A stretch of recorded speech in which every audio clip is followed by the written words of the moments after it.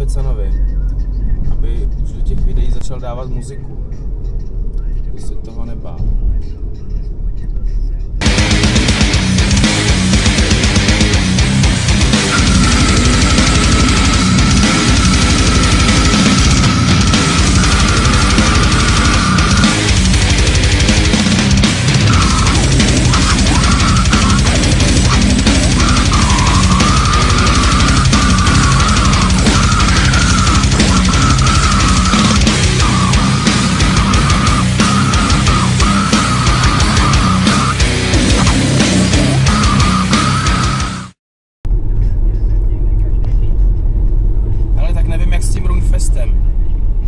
Potřebujeme tam dostat ty lidi, ale fakt potřebujeme, aby tam taky platili.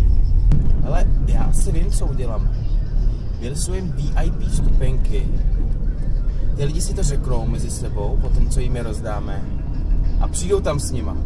Ne, pozor, my je nerozdáme, někdo jiný je rozdá. Jasně, aby když s nima přijdou, aby jsme mohli říct VIP vstupenky, cože? O tom nic nevím. Fakt sorry. 150 korun. Jo? No a ten člověk už ti tam ty peníze dá, když už tam bude, že jo? Možná si pak řekne, že něco jako je asi fakt blbě, ale hlavně, že už tam bude. Já ti říkám, že z nich ty prachy dostaneme. Takže jedeme lisovat volný vstupenky.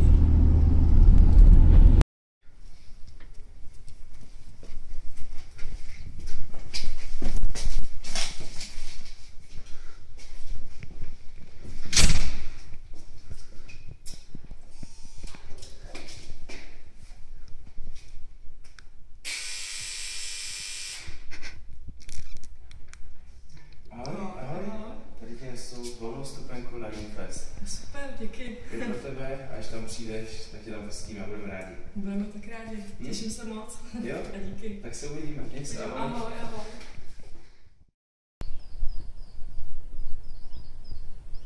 Ale tahle holka byla fakt milá.